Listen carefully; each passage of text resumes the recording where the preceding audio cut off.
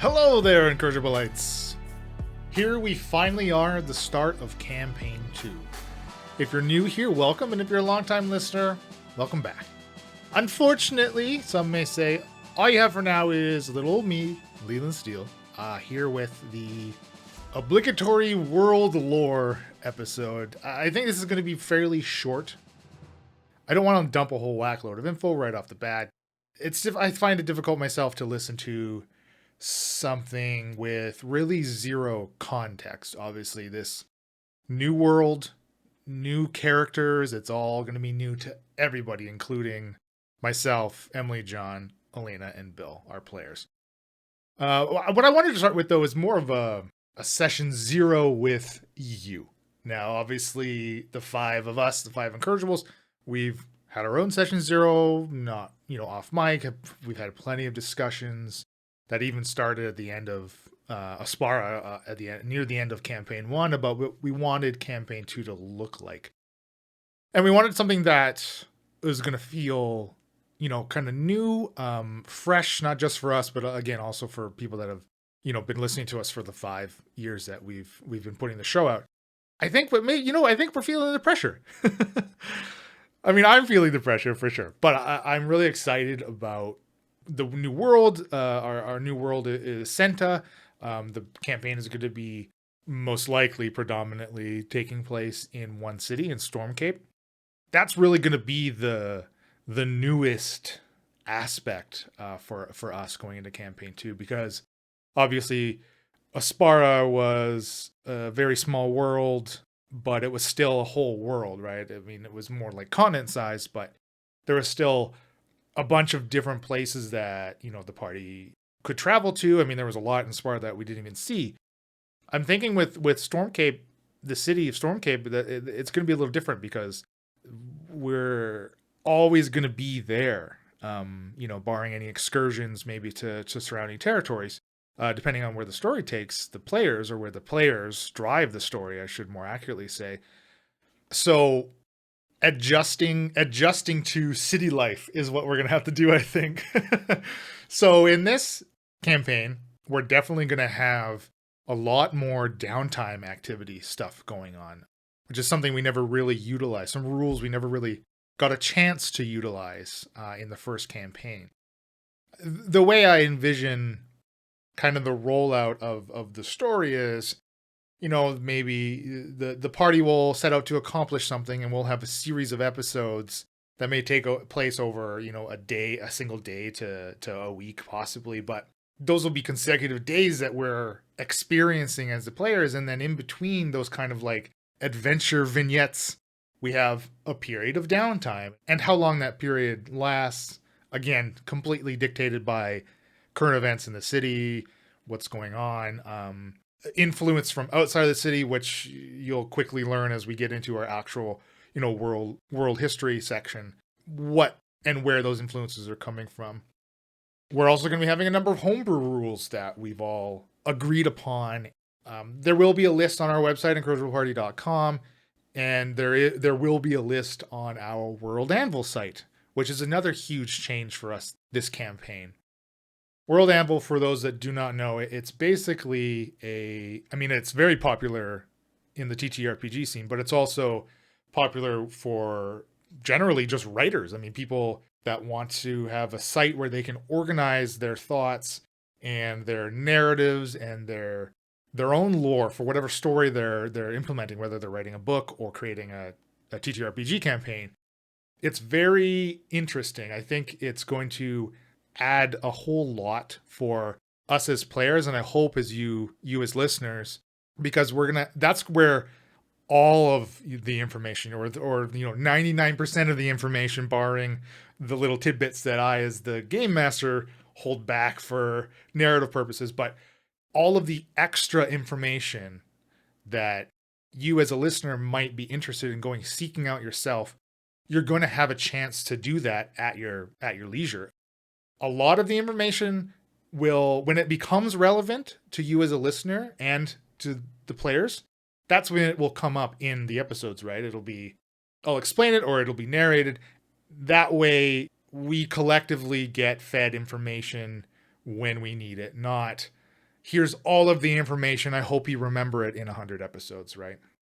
The World Anvil page is always going to be changing. It's going to be getting updated, right?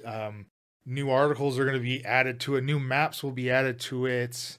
I have plans of a like monthly newspaper for the city, like the Stormcape Herald or whatever we decide to call it.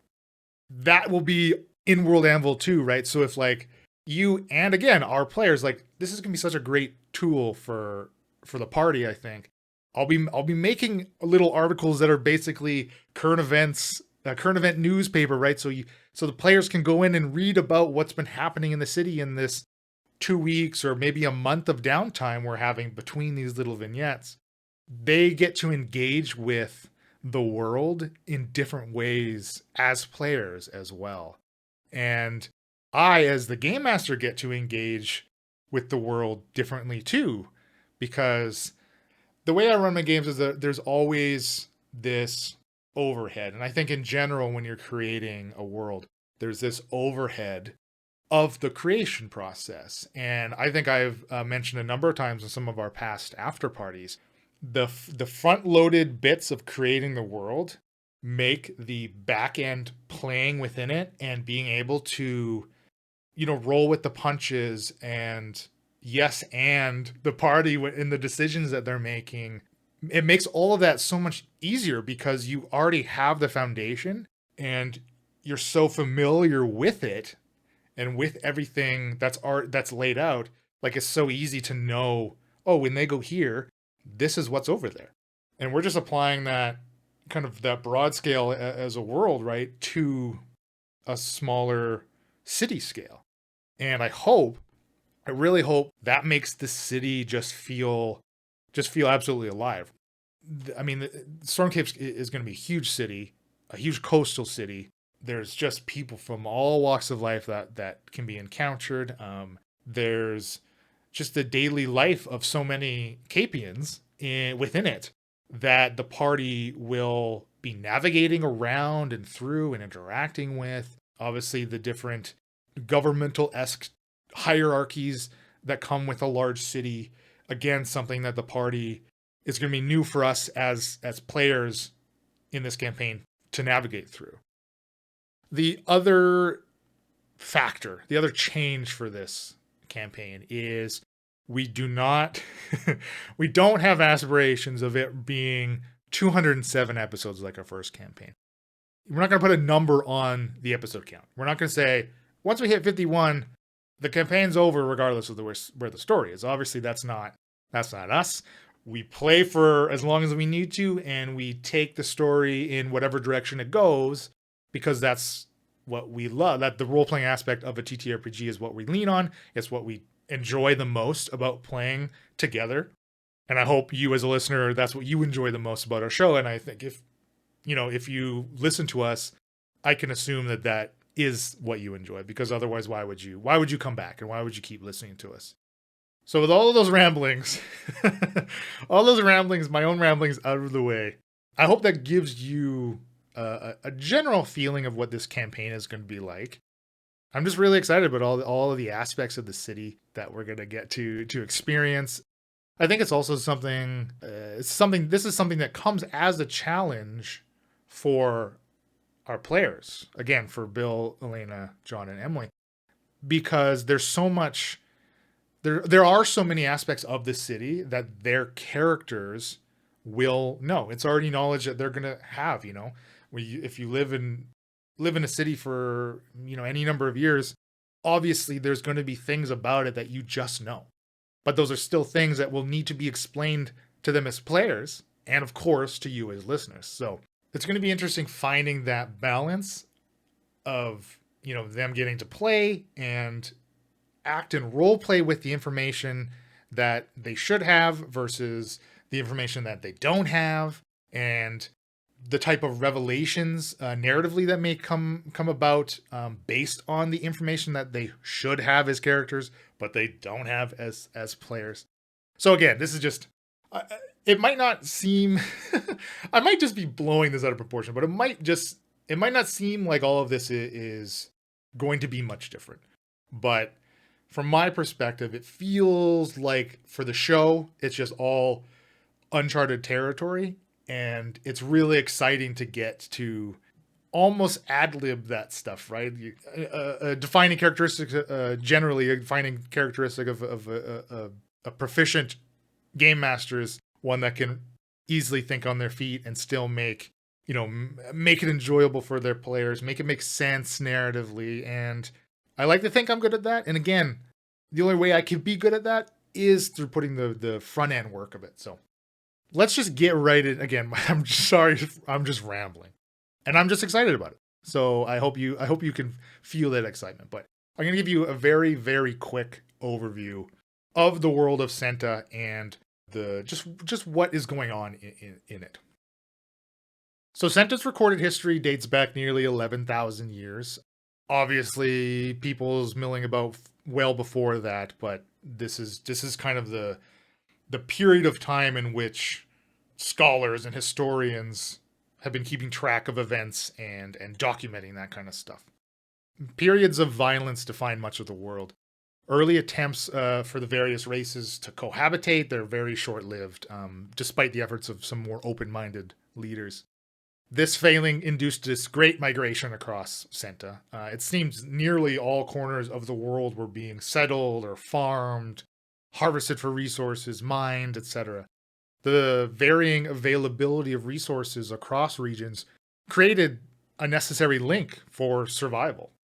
Cooperation and trading on larger scales became essential. So this necessity kind of surpassed the racial biases that many of the people of Senta have. And they were forced to get over many of them in order to survive in these new locations. Not all of these trading practices, though, were conducted in good faith. There were a select few that had the know-how and the means to take advantage of this kind of new world order, shaping it into their own image through centuries of influence, wielding generational wealth as one would wield a sword. After 2,500 years of kind of laying shipping routes and staking claims on resource-rich areas, competing for market share, three major enterprises emerged, comprising of a conglomeration of numerous smaller operations and landowners and workers that just got absorbed into these three major powers: the Forge Warden clan, the Veritas, and the Nautilus Shard. If there's some kind of manufacturing process or sellable product, transportation method, you can be sure to find one, two, or all three of these enterprises profiting from it. Consumers will most likely have the choice of three branded versions of the same item. Do you like the Forge Warden clan branded sword or the Nautilus Shard sword? Is there really a difference? Not really, just mostly comes down to branding and almost like a brand loyalty type of mentality. They're always, of course, in direct competition with one another. Corporate espionage is basically a cost of conducting business. Cooperation only occurs when it becomes mutually beneficial for two corporations to apply the necessary pressure on the third, which keeps a relatively balanced kind of three-way split of global revenues. It takes something of enormous economical value to propel one of the big three to the top. It takes Xilium. Every mineral war has begun the same way. A sizable deposit of Xilium is discovered and the mining rights are contested. With nation-level power and resources, Veritas, Nautilus, and Forgeworn, they clash. They conscript soldiers from towns and cities where they provide most of the employment opportunities, essentially using them as their personal armies to contest territory. They sabotage rival shipping lanes and production facilities. Applying pressure on those indebted to them, they leverage every relationship they've ever formed, all to get their hands on this material. Xilium itself, it seems to have near limitless applications. It's this kind of deep red, rocky substance rumored to be the petrified remains of ancient gods. When it's ground into a fine powder, it can be incorporated into alloys to enhance strength and magical effects. You can mix it with fertilizer to increase growth rates and yields for crops. A pure Xilium arcane focus can replace the need for any kind of component, regardless of that component's cost or if it's even consumed upon use. Pure smelted Xilium weapons and armor are said to be unbreakable and never require maintenance or sharpening. A very small collection of pure Zillium artifacts were created during the First Mineral War, but it was quickly concluded that this was just a waste of the resource's profitability. Diluting the Zillium and applying it to other products gave the highest return on investment. And as a result, most of those items, they were repurposed. Finding a pure Zillium artifact is incredibly rare today. Widespread knowledge of one possessing such an item is the fastest way for that person to get robbed or killed for it. The winning corporation, in quotations, of a mineral war gets to reap the rewards of the Zillium deposit, essentially. Depending on the deposit's size, the corporation could see skyrocketing profits for centuries. Even without an official Zillium-contained declaration, a product advertised as containing the mineral sees their value double. If a vendor can produce an authentic declaration, that added value can increase 10 or even 20-fold. Corporate contracts, they're negotiated and debated between the three. Disagreements during those negotiations just cause more casualties across Senta, until eventually something is signed by the big three, and the overt fighting and destruction ceases for a bit, only lasting really until a new Zillium deposit is found and these tenuous agreements are broken. 6,000 years of conflict and tightly controlled peace times brings us to the start of the Third Mineral War and the founding of Stormcape. Over 8 centuries ago, 4 wealthy families decided to relocate as far north as they could, away from the latest war breaking out and away from any obligations or ties those families may have to the warring corporations. For a time, the Volthrams, Tuskers, Perals, and the Amorks kept Stormcape out of global affairs. As the city grew and the founding families yearned to keep up the lush lifestyles they were accustomed to, connecting with the rest of Senta was unavoidable. As city exports increased, tourism bringing an influx of new people to the city, the need to import items that Stormcape and the surrounding region could not produce, it was impossible to go unnoticed by the big three. Demands began to come in, calling for support in the Third Mineral War. For whom and to where the support goes, though, is not public information. But a city as large as Stormcape whispers at the volume of a shout, in the form of speculation that the founders are playing more than one side in the war. While the founding families retain ultimate say in the function of the city, the day-to-day operations are looked after by committee. The leaders of the city guilds commune weekly, running the aspects of the city related to their specific guilds. It's incredibly rare for a founder to actually attend these meetings in person. Instead, they always have some representative acting as a liaison between the guild leaders and themselves, the founding families. The effects of the Third Mineral War, they're slowly being felt on the city. Though the vast majority of Capians regard the founders as celebrities or even royalty, it would appear their shine has begun to tarnish. A growing number of citizens are becoming more outspoken against the war efforts, and subsequently the founders themselves. Like I said, I just wanted to give you a very, very generalized overview of kind of Senta's history and the major influences on it. With the entire world and in long running history, like there's just so many things that have happened and that can happen in like 11,000 years of recorded history. We'd be here for hours and hours if I wanted to recite to you everything that has ever happened throughout Senta and all of the different guilds and guild names in Stormcape. All of that information you can find on our World Anvil page. worldanvil.com/w/Senta-Leland Steel. I mean, there's going to be links on our website. We'll have links on our social media. There's going to be links in the show notes of this episode. You'll definitely be able to find it. You will have to make a free account to interact with the world of Senta. But I hope you find that it's worth it. And I hope that all of the effort that we're, putting in to enhance Campaign 2 is really going to be worth it. And I really do hope you just have as great a time as you did in Campaign 1. Again, if you're a returning listener, and if you're listening to us for the first time, buckle in, because I really, really love our roster of characters we have, and those are what you're going to hear next. The character intros are what are going to be releasing next. You will hear Emily and Elena's characters intros, followed by John and Bill's. So thank you so much for listening, and thank you again for all of those returning listeners, your continued support, our amazing patrons that allow us to do all of these extra stuff. Really, they fuel the passion and the desire. Like it's so nice to hear from everybody. It's so nice to just feel the support in whatever form it takes, whether or not you're just sharing the show with your friends, interacting with us in our Discord server, on social media. Any form of your support is just so appreciated. And I know I can speak for all 5 of us when I say that we're all incredibly appreciative of every single one of you. So appreciative that I'm not even going to be calling you Lelanders this campaign. That's how much we appreciate you. All right, well, there's only one thing left to say, and that is happy adventuring. This has been a Sounds of Steel production.